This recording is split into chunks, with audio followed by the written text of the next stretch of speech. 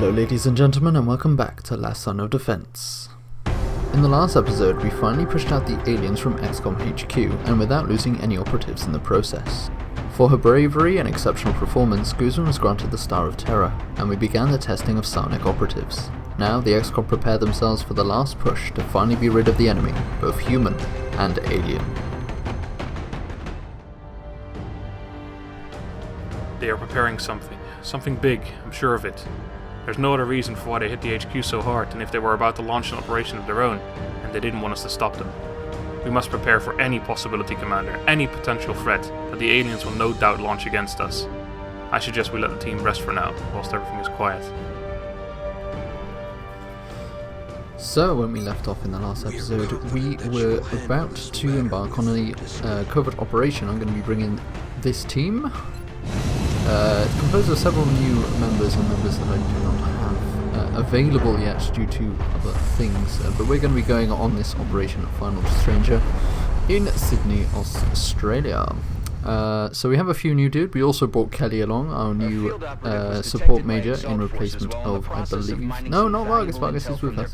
I'm not entirely sure. We brought some new people on at this point in the game. So we are in the final third. The last 10, well, technically last 11 episodes, since this counts as an episode as well, and so does 30.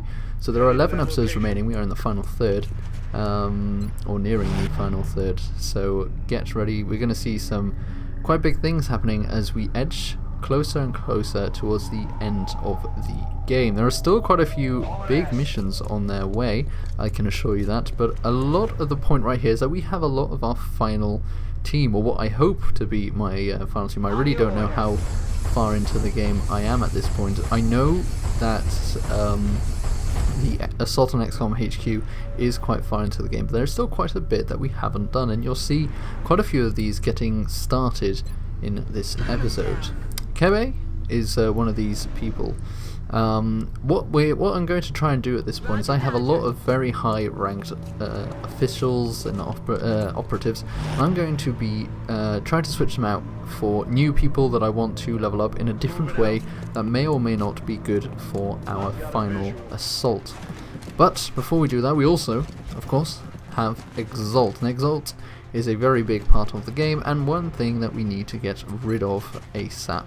So a lot of these covert operations need to be done, as Yang shows off the new plasma rifle, which is going to cause a lot of devastation in the next 10-11 episodes, as you see there with that one shot. Davis moves very close to one of the bits where she can do stuff, relays, hack things. Vargas misses, what a surprise! And we carry on the Exalt turn as they continue to move. So apparently they went to hit Kebe with their heavy that has hollow targeting, and also there's a throwing of smoke grenade to give everyone in their team a little buff there. There's quite a heavy first smoke grenade of that, so not bad at all. We're going to be moving the rest of our team up to try and counter that, Kebe being the first member in, since she is going to be helping Basso along with her shootings. I do not believe Basso is on this mission. I'm going to check right now, so you may hear some clicking. No, Basso is not on this team. She's basically she's not replacing Basso, but having lost a assault in the past due to chrysalids, I do not want it to happen again where my colonel, who I hold very dear to my heart, is taken out because and doesn't have a suitable replacement. So Kebe is going to be in most of the missions from now on to get up to a good enough rank. Yang puts a shot into the Exalt operative, I believe killing him. We didn't actually see that on screen, but did manage to kill him there.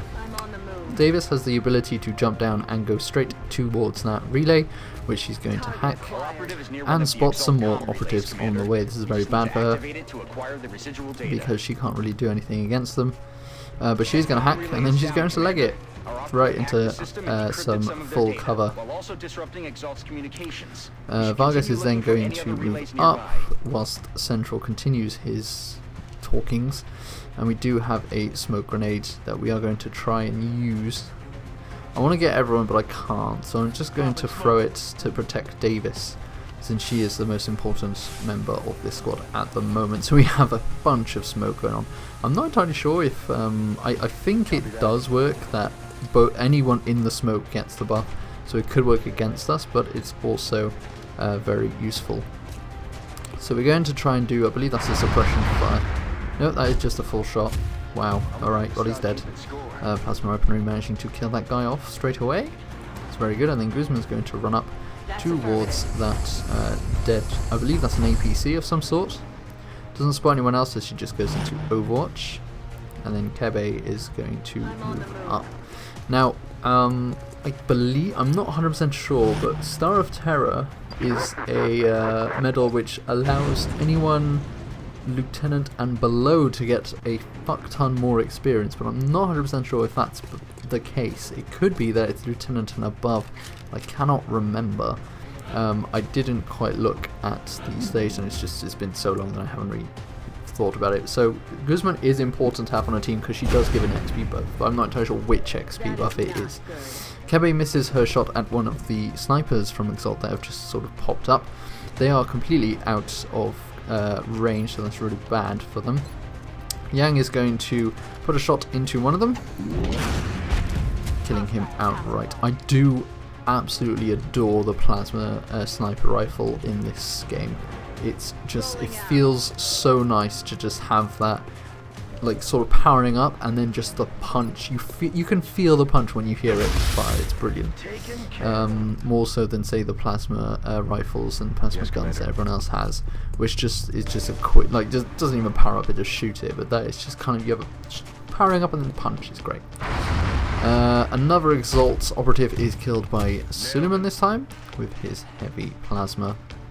And Guzman is just going to carry on moving up. What Guzman is doing essentially is moving up to try and spot if there's any more Exalt operatives over to the next relay, which Davis really needs to go and see. Kebe is going to walk up. Doesn't spot anyone, goes into Overwatch where she is, and then Kelly, who has gone around the side, is going to walk up to that piece of cover here and go into Overwatch. There is one Exalt operative that we can see. So he's going to try and shoot at Davis, but Davis is not only behind cover, hard cover, but also in the smoke, which gives a bunch of bonus actions. Not bonus action, bonus defense. And then we have another smoke grenade being fired at here to buff up both of those Exalt operatives, but that's totally fine because they're not shooting us, which is great, and they're not exactly that dangerous.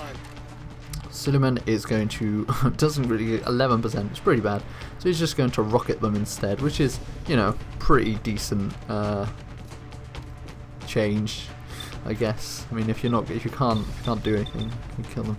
For some reason, I can't actually fire the rocket. I'm not entirely sure what the hell's going on. I tried to fire it and it just doesn't happen, and then I press a button and it does. I don't know, it was weird. But it does deal damage to all of the operatives there. They do adrenaline surge, apparently, but they are on 1 health each. Guzman just going to keep walking down and protecting Davis, trying to see if there's any Exalt operatives continuing her own personal mission. Goes into Overwatch. And Kebe is going to run and gun. It might not be used for a good enough purpose in terms of, like, it doesn't kill anyone, but she can dash and then Overwatch just in case. Even though that might not be used, it's still useful to have. And then Kelly does have an alien plasma grenade. That is another thing that we have upgraded. I'm not sure if we went through that last episode, but we have upgraded to alien grenades rather than the standard, so we're going to be doing a bunch more damage with them. Now, of course, in this stage, they're all going to take 1 damage even if I had the shitty grenades, but who doesn't want to take a bunch of damage from an alien grenade? Yang doesn't have anyone to fire at finally, so she's going to run up and then reload.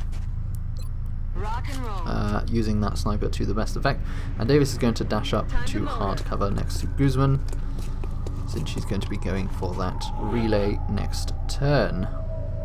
Now, it doesn't seem like any more Exalt operatives have appeared, which means that the team can fan out a little bit more, cover all the possible alleyways which they may come down, and Davis is just going to run up to the relay, hack it, and then dash back into cover. Now we just need to get our operative to the evac Yeah, point so for we just need to extraction. evac Davis have and the a new mission will be objective. done. A very, you know, standard Aye, aye, mission, Commander. nothing too difficult for the moment. I'm sure that will change with time. I mean, this is still just an Exalt mission. There aren't any aliens around or anything, so it's basic. And the Exalt hasn't upgraded in a while. I mean, the laser weaponry is quite an upgrade. I think it was a quite recent upgrade, but it's not a very good upgrade, so to speak. So there's not really much to worry about. Even if we get hit by one, we're not going to be taking that much damage. That little transition there, that's just because for some reason I had pause and then save the game, probably just in case it crashed. I didn't particularly want to redo the whole mission.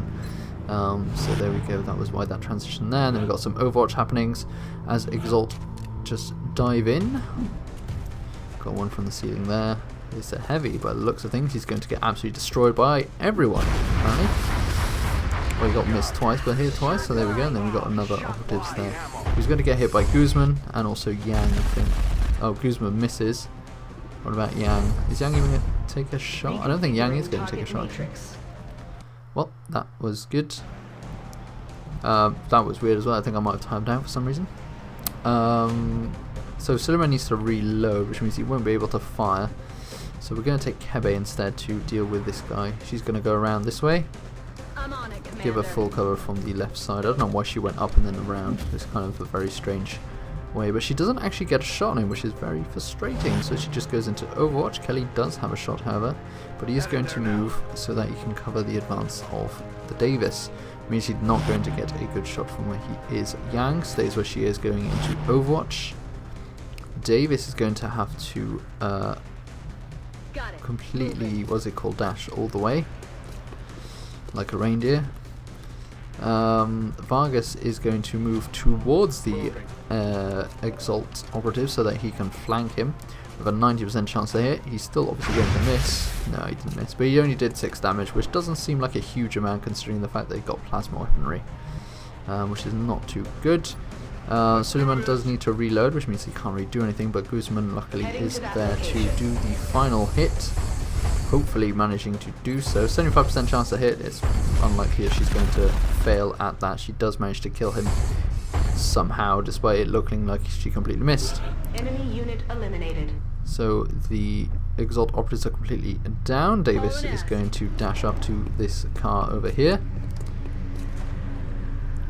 And then Vargas is going to, well, the rest of the team really is going to follow her along, going into Overwatch and trying to get places where they can go into cover from where they are. Guzman going to run up, same thing, going into Overwatch. Oh, actually she's just going to stay where she is and do so. Kebe is going to slowly go back, probably because her shotgun doesn't really allow a good enough range. Not really many like effective kills. A lot of the kills were done by the colonels, which isn't great. The fact that you get XP just from kills in this game is kind of a side thing, which I'm not entirely sure. I mean, it's obviously a really accurate way of describing, you know, someone who does a lot of things gets a lot of XP because killing, but I think you should also get XP from just doing things in general. A lot of people doing some Overwatches there, including Yang, going to shoot this guy right in the face, killing him outright with that. That was beautiful. And then it's our turn, and apparently Marcus's Overwatch, and I think Suleiman's Overwatch as well. One of them missed and the other one killed the other. Or killed the operative, I should say. Yes, Vargas and Suleiman killed each other. Actually, Suleiman's over there, so who was it? Oh, Kelly. Oh, well, yeah. Anyway, it doesn't matter, because Davis is in range to just evac out, so that's what she's going to be doing. And that finishes the mission. Final Stranger is done. We go back all the way to America, which is where we started all that time ago, 20 episodes ago. So at this point I would like to thank everyone who's watching this series. Thank you very much for making this such a pleasure to continue working on. It's a lot of effort on my behalf and a lot of editing that needs to be done, but I am enjoying it and I'm looking forward to you guys seeing the end. So Davis is the only person who's actually got a level up. She's now a lieutenant and she goes for the battle scanner upgrade, which is not a bad one. It's not amazing, but it's not terrible either. So we're just going to scan for activity, and we're going to get a lot of bonus stuff that we've been working on for a very long time now, including tactical rigging, which allows our operatives to take 2 extra pieces of equipment with them, which is fantastic. That could be 2 grenades, or it can be like or 2 grenades, or a piece of equipment, an armor plus a grenade, something like that, a nano vest. It's pretty good. So we're going to go for advanced server mode. No, we're not. We're kind of just looking at what we can do. We've got a bunch of stuff we can do at the foundry. As we can see, there are several projects to the right side, one in 8 days, one in 2 hours, which will be finished, which is the improved pistol, and then the ammo conservation. So that's going to be that. We're going to go back to the mission control room, and then straight away the improved pistol will be done. Just going to carry on with that. Ammo conservation is the next thing we're going to be doing, but before that we have a UFO contact, and we have no interceptors over China. This is a large UFO as well, so we need an interceptor there. So as soon as I see that, I'm like, oh, I probably should sort that out then. Go into the hangar, and I'm going to go to Asia. So I can order interceptors, which is just order to build them. We don't have a whole lot of money though, so we're not going to be really able to do that. We're going to order one of them. We could also move the interceptors. Now this is something that I've been sort of not focusing on at all, and in the next few episodes I'm going to be focusing on that. We also finally do one of the projects. I completely missed what that was, but there we go. And finally we get our first on the threshold of a new kind of warfare. Our soldiers were already humanity's best warriors.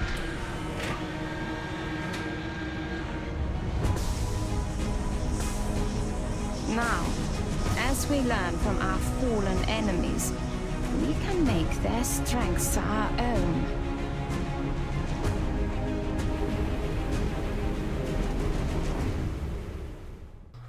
And Endo re-enters our operative list as a gene-modified soldier, which is great. So sadly, because of the way that I recorded this, I'm not going to look through what I've given her, but I've given her, basically I can see just very quickly on the right, secondary heart, low profile, opportunist, double tap. No, these are like also, well, whatever. I'm also going to rename her Ice Queen. She's also got mimetic skin, which is very important. Low profile means that she uses low cover as she counts low cover as full cover, and mimetic skin means that whenever she's in full cover she becomes invisible, which is a really great thing that she does. She also has 2 hearts, which means that I think it takes like twice the time to get if she gets hit down. We still haven't had a candidate respond positively to the testing. It takes twice as long to actually die. So the Scilabs, 2 soldiers went in, 2 soldiers did not get anything. So I'm going to be picking who I want to get tested again. I'm going to put Vargas in because I might as well. He's really useless right now at the moment anyway, so why not? We're then going to put in some more people. I kind of tend to put Basso in just because that would be hilarious if she was an assault and a psi operative. Sadly not. I'm going to put Kelly in because why, it's just a support that I wasn't asking that I just randomly got. I'm also going to put Yang in to see if both my snipers have some special ability of some kind. And then we get a UFO compact. So we do have an interceptor now. UFO 8 actually does something. We're going to send the interceptor. Sadly though, as we can see, it's quite a big UFO. When we look into this map, it's a very big UFO. Look how massive it is, and it just hits me twice and I'm like, abort, fuck, abort. It hits me 3 times, but apparently the third one didn't really count because I was already aborting. So I'm just going to have to leave the UFO there, which is terrible. So I really need to do something about my Raven. So they've still got avalanche missiles, that one did anyway. I've got a laser cannon doing stuff. I can't edit the loadout because I don't have anything else to do. I think that's also because it's repairing. So I'm going to go into my engineering bay and see what items I can build, especially for that. I'll go straight to that. So laser cannons are very good stuff. They're only 10 to build because of the amount of engineers I have. I've got 45 of them. However, I do kind of want the fusion lance because it's really fucking good, but I need more money for that. I also want the firestorm, which are better stuff. So that means that we have a satellite destroyed and the future combat has gone, and there's panic in China, which would be terrible if I didn't have a spare satellite. So I know that I've had a spare satellite for a while now, and also, yeah, so it's just really helpful that I do. So the Chinese panic goes back down to 0 by 2, which means that it's not going to remove. We get $100 back, which is great. It's going to take 5 days to get back into China, but everything is fine for the moment. So yeah, so I'm just going to go back to the situation room, just looking and to sell things. So what's going to happen over the next few minutes is that I'm going to go and sell a whole lot of stuff that I don't think I need. So I kind of keep a little bit of what I need to keep. So these laser sniper rifle and stuff, I kind of keep like a few depending on what I think I should keep, just in case we get attacked again. Because what I'm tempted to do is equip all these laser things with my troops, so that if I get attacked they count as having laser weaponry, which I haven't had to build. Of course they're going to be exalt laser weaponry, but they're pretty much all the same. And there's a lot of stuff that I don't need. As you can see, it's a green text that says this item has no research benefit and can be sold freely, and there's just a whole lot of stuff that I have. And this is just so much. Like, already I got $500 that I can just use. So I'm just going to do that straight away and then start building and buying things. And this is something that I should have done a very long time ago. I've also got a bunch of money now, so I can do all of this. I do another research topic here. I create the firestorm, so that requires me. The problem that I've got here is that I don't have enough engineers to actually do these many, but I've got 2 firestorms on their way, which is fantastic. I've also got 2. I'm going to create like a few mimic beacons, like 1 or 2, because I believe I need to sell these. I have a pending request from last episode, if you remember, which actually gives me some scientists, which is really useful, as well as some more credits. So I got 500 credits exactly. I'm going to be doing using them, those credits, to buy new stuff, which is great. Why do I have an alien grenade there and not on? Oh, I must have a spare alien grenade from a muton or something. Gonna make the stealth satellite upgrade, which is very useful. Unless that is just one stealth satellite. No, stealth satellites, so I think it just upgrades them to being harder to kill, and also upgrade the mech so that it can do some jumpy jumps. And then in the building of facilities I'm going to excavate some stuff, and I believe maybe build something on the steam area. I'm not 100% sure what I'm doing, to be honest. I'm just following along like you guys. I kind of know what's going to happen, but I'm kind of also just commentating as I go, which you guys seem to enjoy, which is great. And then going back to these things, I'm going to build several fusion lances. 1 fusion lance, I don't have enough money to build more because I kind of negatively did that, but I can get plasma cannons, one of. You know, it's not exactly the worst gun either. You build an alloy shiv. Apparently I'm going to build an alloy shiv. Alright, yet to use the shiv. I'm going to do it anyway. So we're going to do that, and then we get some alien abduction. So we haven't got any of these things yet, but they're on their way.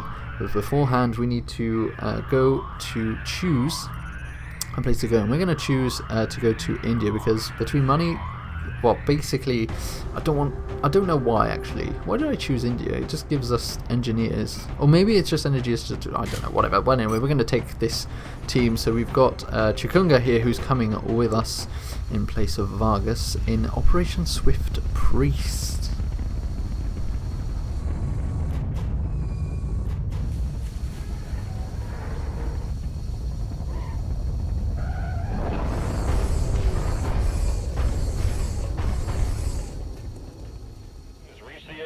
Requesting authorization to deploy. Solid copy, Big Sky.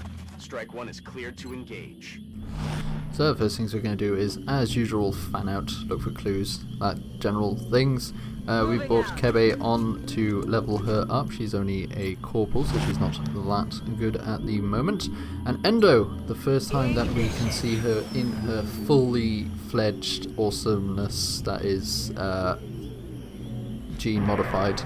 She's going to use her Archangel armor to fly up and go up into the air. We're then going to untoggle the flight, which puts her into cover, which toggles her really nice mimetic skin, so she cannot be seen or targeted by enemies, which is great. Basso is going to go to the right side of that building, going into Overwatch. Chikunga similarly is going to go to that side of the door, dashing up, however, not going into Overwatch. She got the name Pixie from the last mission, because she leveled up, because that's how it works. You become a sergeant, you get a nickname. Guzman is then going up herself.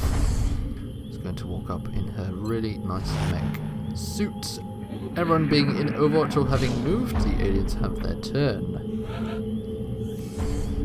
So that's good. We can sense that one of the Melcasters into our left. Guzman is going to forward that up. She's going to go up far in front of the enemies, try and spot where everyone is. Doesn't spot anything, so it just goes into Overwatch. Kebe is then going to go to the side here, Moving out. going into full cover, going to support Guzman with her advance, going into Overwatch as well. Endo is going to move up. I kind of want to keep her in a place of cover so that she can stay invisible. It doesn't really matter whether or not she does. And also remember that half cover for her counts as full cover. So she just keeps that. Also she can jump high like that and it just looks so badass. I fucking love it. I adore gene mods. They're just so expensive, which is why it took a very long time for me to get to that stage. Because I kind of wanted to just get all the gene modifications done instantly rather than have to go back and forth. It was expensive, Endo. We've invested a lot of Endo, so hopefully she doesn't get killed. That would be fantastic, but it seems that we're doing pretty good at the moment and not too badly. Now we see our first enemy. We've got some Mechtoid and a Sectoid moving up. Guzman's going to take the shot. It's going to miss with her Overwatch shot. I wasn't really expecting her to hit that way. It sort of came out the window, so the Sectoid's really fine. Mechtoid's really fine actually. He's going to go into Overwatch. The Sectoid's a Sectoid commander. It's just going to go back. So we know where the enemy is. Going to open that door. And there's more of them. Another Mechtoid and another Sectoid. This one the normal Sectoid, not Sectoid commander. So there we go. I believe we've already done this map before. Either that or I'm just remembering this mission pretty vividly. Doing 8 damage there. I think this is a very similar map to what we've played before. A lot of the maps, of course, very similar anyway, but yeah. So Guzman is going to try and get a shot on this Sector, trying to get rid of its Overwatch, doing 6 damage to it. Doesn't actually get rid of the Overwatch, which is weird. I've been watching a few Xcom 2 videos lately, so that's probably what's going there. Guzman gets to fire twice because she has double actions. When she stands still and fires a weapon, she gets to fire again. Kebe is going to try and take cover there. However, the Sectoid still has Overwatch. No, it doesn't. Okay, so it did remove its Overwatch. Maybe. She's also decided to run and gun so that she can move and get that melt canister. However, moving to the left is going to show more mutons, or not more mutons, but mutons. Some enemies there. It's not very good. So Kebe is in a very bad position there.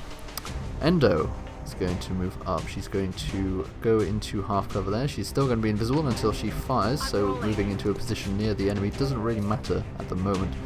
However, she is going to hunker down because she cannot fire with her sniper rifle when she moves. Basso gets herself into a nice position where she can shoot the Mechtoid. She smashes through the window, firing with her alloy cannon, dealing 9 damage. I love the shotguns in this game because they feel, similarly to how I was saying earlier with the plasma, it's kind of like a big shot which you fire. It's very similar. Anyway, Chikunga kills the Mechtoid with that shot there. Beautifully done.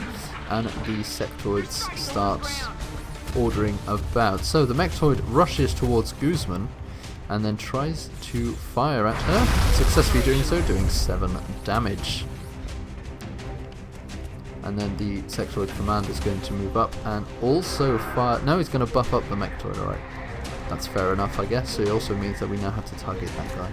One of the mutons goes out of sight. We do not know where he's gone. The other 2 are going to try and fire at Kebe, but Kebe does have a reaction shot because of her Overwatch, doing 7 damage to one of them, which is great. Muton, as he moves towards Kebe, he's then going to do another action to move out of the way, and then this one is going to do a similar thing, just get into a good position. And he is actually going to fire at Kebe though, who actually suppresses her, which is not a very good turn of events for us. And then this Sectoid just moves to a very poor bit of cover, but actually trying to shoot at someone, successfully hitting Chikunga actually. That's not very good. Suleiman is going to go around his side. He's got a lot of things happening very quickly at the moment. He's going to fire. No, he's not. He's going to suppress. He's going to suppress, which should kill the thing because it does 3 automatic damage, which is fair enough. Guaranteed kill for like 2 ammo is pretty good. So, Hitomi Endo, our Ice Queen, now has the ability to shoot with her sniper rifle, and because of the way we've spec'd her and all of the bonuses and stuff like that, she's got a 100% critical shot at this guy. Completely annihilating for 17 damage. Double tap revealed, as it means she gets another shot. She's going to try and kill this Mechtoid now. She's also got a position of high cover, which it's high ground and high cover, so she's never going to really get hit, and if she does, it's not going to be a very lucky for us if that's the case. Basso, however, doesn't really have anything to do, the sectoid having been killed, so she's just going to run up to that part, and then Chikunga's going to rush up to this side here. Doesn't actually spot anything or manage to shoot anything, so she's going to do stuff. Guzman, in retaliation, is going to try and save Kebe, who is so far flanked. She's only got, because of, she's only got 1% chance of doing anything. So yeah, she's suppressed, it's not very good, and Guzman is going to try and save her to try and make sure that Kebe does not get hit. However, in doing so, she noticed another bunch of mutants, including a berserker. This is not good at all. We've activated and aggroed so many mutants. This is such a small map, and I didn't realise it would be. So this is not good at all. We have flanked one of the mutants, and now I have to pick my characters, my shots very carefully. Of course, if I hit the mutant, it should remove its overwatch, which should be good. I also have a grenade which I can launch. I'm trying to hit as many as possible, trying to move very carefully, try and hit all three of them, which I do manage to get. I think that's good enough, so I'm going to fire this grenade. It fires, it kills one of the mutants, it also hits two of them here, which means Kebe does get a shot. This berserker moves towards Guzman. It's not going to go too well. Doesn't have a very good shot at most things, however she can move up if she wants. She's going to move up to a position here. It does put her in range of being shot at by other things though. She has a 63% chance at this guy. She does have a plasma rifle though, so she's going to try and fire, and she misses. This is what happens when you bring in rookie. So now the mutants have their go, and Guzman's in real danger because all these mutants are probably going to target her and also Kebe. Guzman luckily dodges the first shot from the mutant. As I'm slowly panicking myself, this mutant runs into cover and then also shoots at Guzman, this time hitting her for 6 damage. She's down to 11 health, which is not good. The berserker then has hits go, dealing 7 damage to Guzman. Luckily Guzman has enough armor to take it out and not get hit. Then the mutant has its go, and I'm hoping it's not going to fire at Guzman, but she does, killing Guzman. We've lost a mech and we've lost Guzman because of my stupidity in trying to save Kebe, who also gets hit for the critical damage, so there's no time to mourn over the loss of Guzman. We need to save Chikunga, or Kebe, sorry. Well, Chikunga might need some saving as well eventually. Endo, in her illustrious amazingness, is going to try and solve everything down, so she's going to fire at this, someone, try and kill as many as possible. How she can do this, we don't know, but she does have the tools to do it. She has a 100% chance of hitting due to all the buffs I've given her, so she's going to fire at the mutant, killing it and saving Kebe for the moment. She also still has double tap, of course. Or does she? I'm pretty sure she does. You should be able to fire again, right? Or can she only do it once? That's weird. She should have been able to fire again. Either way, she killed someone, which is exactly what we need to do. Basso is going to run and gun, run out to try and kill this mutant straight away, which she does, of course, with her alloy cannon, running and gunning and destroying that enemy. Chikunga is then going to run out, going to try and be able to hit, but she cannot hit the mutant where she is. And then Suleiman is going to walk to the door there and then going to Overwatch as well, creating a new firing line. Kebe is not looking too good where she is, so she's going to go and flank this out, trying to get away from the berserker so it can't hit her, and flank and kill this mutant, which misses as well. So we are very close to losing Kebe in addition, so Endo couldn't fire again. That's interesting. Luckily the mutant does fire at Basso though, and not at Kebe, which is not good. However, the berserker does go towards her, and he does get a hit. 10 damage, so now Kebe's down as well, but has 3 turns to stabilize, and another mutant shows his face, one that I've forgotten about. This is not good, so we need to get Chikunga towards that, towards Kebe, otherwise we're not going to get her down, and this is terrible. We have to get kills done, and luckily Endo, every shot that she does will kill something due to 100% chance of success and the low health, or relative low health of these mutants. Double tap does engage that time. I don't know why it didn't engage the other time. It's very strange, unless it's a 50% chance of engaging. Either way, managing to kill both of those mutons, leaving only the Berserker and Basso to deal with it. She doesn't have a run and gun, so she's just going to move up, not going to end a turn in case she can do something. Also, Suleiman does have the ability to fire a rocket, but we don't have the range on it, so he's just going to go for it. We have 3 turns to do that. We've lost one of the Malcasters as well. This is not going well. This mission has gone wrong somewhere, and I believe in the cockiness of using Guzman as a shield and believing that she can withhold and withstand anything means that we have lost one of our best soldiers, one of the most decorated soldiers at that. With a 36% chance to hit, we decide to just go into Overwatch and let the Berserker do its movement. There's the Malcasters there. In fact, it gets exploded because of a shot to the truck. So the Berserker moves forward and Basso misses her shot to try and hit him as he moves towards one of our operatives. I don't know which one it would be. It'll be Chikanga. Luckily Suleiman does hit his with 10%, with 10 damage done, which is very good, and the Berserker moves towards her and Suleiman takes another shot, which misses sadly. But doing 10 damage is good enough for the moment. And the Berserker does not have enough move to actually attack Chikanga, which is great. We've still got another 2 turns before we can save Kebe, who really needs saving at this point. Suleiman misses his shots, which isn't the worst because we don't have Endo, our Guardian Angel, our Ice Queen, to take out the Berserker. And this ends the mission. And luckily for us, we have technically counts as saving Kebe, because there were no aliens left. But we have, however, lost a very important member of our team. Our mech warrior, Rosie, has gone down. This is our first loss in a very long time. We didn't even lose anyone during the assault, which, you know, arguably was one that we would have lost. There we go. She had 93 kills, and we've saved Kebe.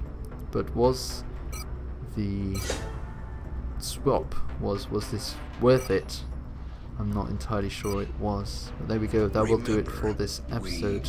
I hope that you enjoyed, and I will be seeing you next time.